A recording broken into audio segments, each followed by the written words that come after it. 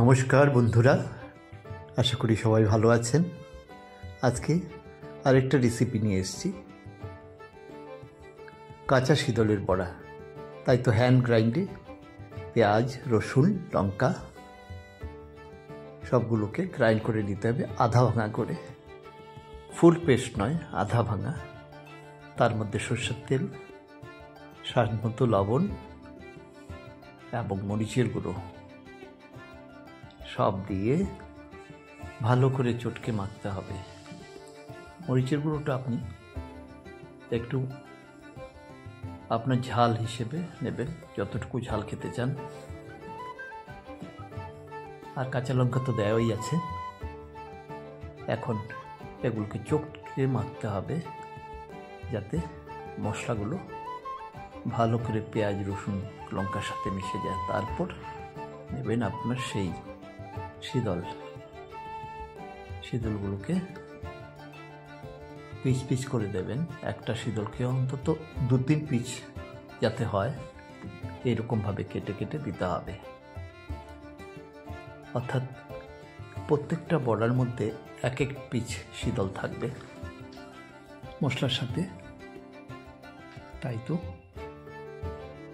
Pitch করে এখন পাতাগুলোকে আগে লবণ জলে ভিজিয়ে নরম করতে হবে, করে তারপর সেখানটায় মশলা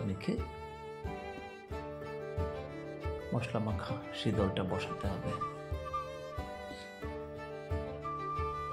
তারপর রইল প্যাকেটটা ভালো করে করতে হবে। আর পিঠালি তো থাকবেই, পিঠালি দিয়ে মেখে তারপর গরম তেলে ভাজতে হবে। প্যাকেট করে সবগুলোকে রেডি করে নেবেন।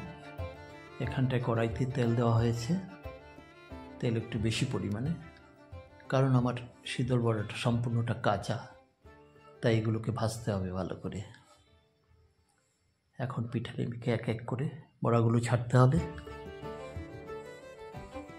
ছেড়ে ভালো করে ভাজতে হবে।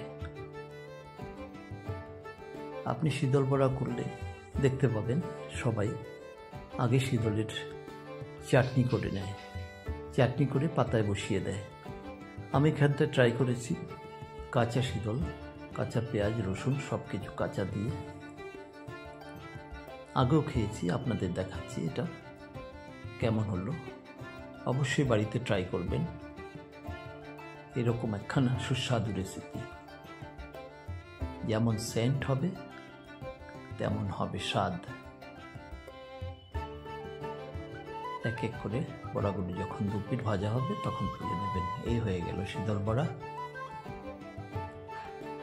কেমন হলো অবশ্যই কমেন্ট করে জানাবেন। ধন্যবাদ।